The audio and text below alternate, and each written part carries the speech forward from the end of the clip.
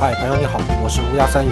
欢迎朋友来到三语漫谈。今天我们接着说盗国贼系列的第二集，我们来看一下中共是如何把我们大片的土地给割让出去的。今天我们主要讲的是割让中国土地最多的一个国家俄罗斯。当然讲俄罗斯的同时呢，我们必然的要联系到蒙古，因为被割让出去的大片的外东北的土地，它和蒙古有着千丝万缕的联系。清朝的建立者满族人，他们本来就是蒙古草原帝国上面的一个小分支，并且这样的小分支呢是被边缘化的。对于蒙古帝国的正统主流来说，他们对于满族人是非常的看不上的。不过俗话说得好啊，风水轮流转，谁知道下一个朝代呢，居然又是由满族建立起来的。在蒙古人的统治时期呢，我们都称为元朝，对吧？面对强大的蒙古族的入侵，俄国人同样也没有能幸免。我们可以看到啊，不光是今天的俄罗斯啊，哪怕曾经的苏联全境都被蒙古人所占据，对俄国也进行过残酷的统治。那么大家想，我们从民族感情出发，曾经被外族入侵，如今呢自己强大了，那么是不是要把自己曾经丢掉的面子、丢掉的这些脸面给找补回来？那俄罗斯就是这样，从清朝末期开始，他们就开始鲸吞蚕食外东北的这些土地。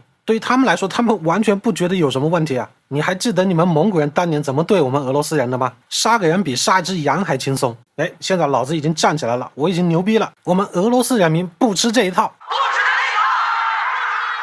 那么自然的对你们这些蒙古人要往死里整。相比于曾经的辉煌时刻，那么到了近代，蒙古可谓是要什么没什么。就比如说现在呢，被大家当成玩笑来说的蒙古海军，只有3条船、2门炮、1台发动机。这3条船里边呢，只有1条能开得动，并且它还不是一条军舰，是一艘拖船。海军总司令加上他的船员总共只有7个人，并且呢，就这么孤零零的飘在远离大海2000公里的库苏古尔湖上。那么对于俄罗斯人来说，他们是不是就很开心吧？我靠，你们小样的蒙古也有今天！所以对于俄罗斯人来说呢，他们对于蒙古是怀恨在心，抱起仇来也绝不手软。从1941年开始一直到今天，蒙古语一直使用俄罗斯的西里尔字母来拼写。这就是为什么很多驴友跑到蒙古去旅行以后，他们所拍下来这些照片呢，大家都误以为他是在俄罗斯，就是这个原因。所以说俄罗斯对一个民族的复仇，它不光是在军事层面上，在军事层面上你已经干不过我了，但是呢，这个世界上呢，就是风水轮流转这种事情，它说不定啊，如果在不久的未来，乌兰巴托的科学家们又研究出来一种次世代的武器，这种武器一旦问世以后呢，现有的这些什么核武器啊，那都是毛毛雨了。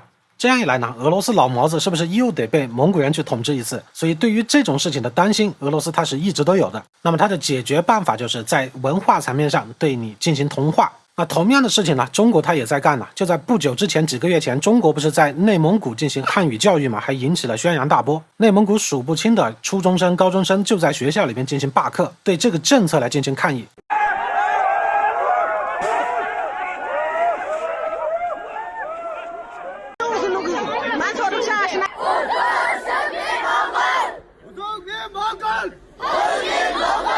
乌鸦三语自然是非常支持这些蒙古朋友们，因为从法律层面上来看，内蒙古它本来就是一个自治区啊。那么自治又体现在哪里呢？那么自然就是在制定政策的时候是由地方自己来制定的，而不是由中央制定好政策来下发的。所以呢，对于这种显而易见的已经激起民愤的事情，内蒙古的政府当局呢，他们却是一意孤行。这个事情呢，让乌鸦三语非常的不理解。我自己的解读呢，就是习近平的政敌啊，在给他挖一个又一个的坑，其中呢就包括类似于这样激起民族矛盾的坑。苏联对于蒙古做的事情和中国一样，也在这里建立了一个苏维埃的傀儡政权，并且在1921年策动成功了蒙古的独立。对于中国共产党来说，他们其实上也是一个苏联的傀儡政权，唯一不一样的地方呢，就是他们活的时间比较长而已。但是我们只要纵观我们这个世界上所有历史，凡是这样的傀儡政权，它不可能有长命百岁的，它的倒台是必然的。所以乌鸦三语相信啊，中共的倒台它已经用不了多长时间了。好，我们话归俄罗斯。俄罗斯这个国家它大归大，但是呢，它的这些城市分布，它都是远离世界的这些中心文明啊。你看它的西边和欧洲呢搭不上太多的边，对于欧洲人来说，从来都不觉得俄罗斯人可以算作是欧洲人。那么再看俄罗斯的东边，又尽是这样的人烟稀少、天气寒冷的地方，那么它同样也是远离亚洲的这个繁荣区、东亚的这个圈子，并且呢，俄罗斯人他从骨子里边还看不起亚洲人，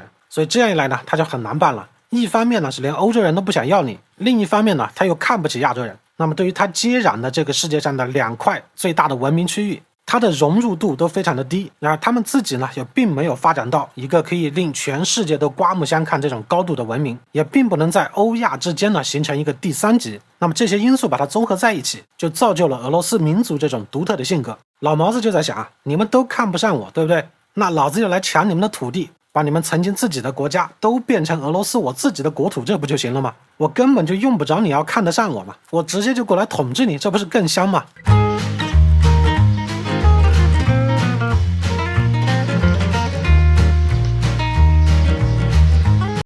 好，前面就说了嘛，俄罗斯它大归大，但是呢，它东边西边它没有出气口啊，它没有出海口，它迫切的需要港口，这样才能把自己的军队派出到这些世界上可以掠夺的殖民地上，同时也可以派出商船，让自己的商船出去开始贸易，这样才能更好的融入东边和西边这些发达的文明地区。所以俄罗斯这几百年来对外扩张的所有战争，几乎上无一例外都是围绕这些港口所展开的。但是我们都知道天意不可违啊，所谓造化弄人。好，那今天俄罗斯呢，它是把这些港口都占回来了，问题是俄罗斯你的舰队在哪里？你占这些港口有毛用啊？唯一的一艘冒黑烟的航空母舰还经常性的在大修，连海都出不了。还有这样的，发射一个导弹呢，就像发射窜天猴一样。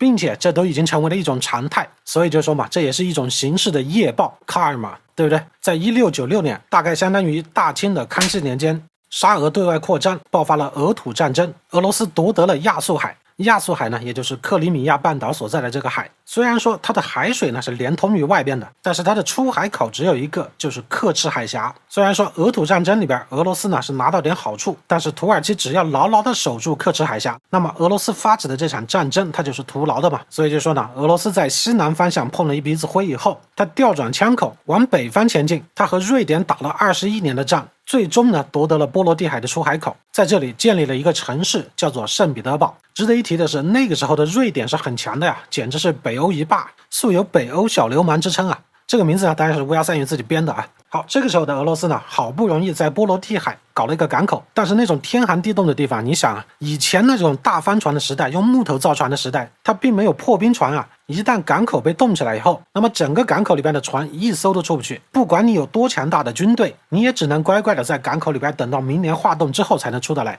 并且呢，这个波罗的海你一绕过去，那就是英国，对吧？对于有着世界上最强大海军的英国日不落帝国来说，他守着俄罗斯的航道，这时候俄罗斯人的心里边呢只有2个字：我操你妈！所以就说俄罗斯拼了老命抢下了圣彼得堡，它并不能帮助俄罗斯达成派出军舰去掠夺殖民地这样的目的。所以呢，俄罗斯在抢夺港口这条路上呢，还得继续前进。俄罗斯的皇帝在发飙：你们这些大臣啊，全都是些渣渣。你们这些大臣骗老子出兵去打瑞典，打了21年，就给老子抢回个这种港口来，老子拨了21年的军费啊，是不是全被你们贪污了？现在给老子派兵南下，都给老子长点脑子吧。于是啊，这些被训斥过的将领带着毛子的部队呢，又回到了土耳其，打了第2次俄土战争，这一次吞并了克里米亚，夺下了刻赤海峡，获得了黑海的出海权。这个时候俄罗斯的皇帝呢，又看了一眼地图，你出了刻赤海峡又如何呢？俄罗斯舰队可以在黑海里边游来游去，这和我们前边讲的蒙古海军在一个湖里边游来游去，这有什么区别呢？他真正想要出海去进入到地中海里边，他还隔着一个伊斯坦布尔。那么作为土耳其的经济文化的中心，伊斯坦布尔这个地方怎么可能会让你俄罗斯的舰队大摇大摆的通过呢？俄罗斯的皇帝再次发飙：你们这些渣渣！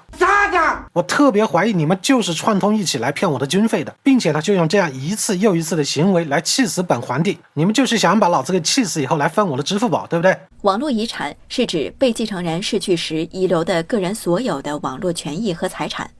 俄罗斯的皇帝真的是在发飙了，现在你们他妈不要再干这种愚蠢的事情了，一下北边一下南边，他妈打了几十年的仗，一根毛的好处都捞不着。从现在开始起，你们都给我去东边搞事情去。但这些将领们啊，他们就在想，这个东边它是蒙古人的地盘，这些蒙古人打起仗来他不要命。不过呢，这个时候俄罗斯也是遇到了一个千载难逢的机会啊。清朝末年鸦片战争，再加上太平天国运动，清政府呢是忙得焦头烂额啊。这个时候的俄罗斯呢，心里边就在打小算盘了，人生能有几回搏啊？搏一搏，单车变摩托。于是呢，俄罗斯人挺进东方，趁乱拿下了中国的外东北的这些大片领土，并且占领了最牛逼的一个港口弗拉迪沃斯托克，也就是海参崴。这个时候的俄罗斯皇帝呢，终于露出了开心的笑容。好，下边呢给朋友们准备了4段您可能会喜欢的影片，你可以任选其一继续看下去。今天我们从历史上讲了俄罗斯这个国家，它为什么那么乐于去吞并其他国家的领土，原因只有一个，他们急切的想要出海去，他们急切的需要港口。欲知俄罗斯后事如何，大家请听下回分解。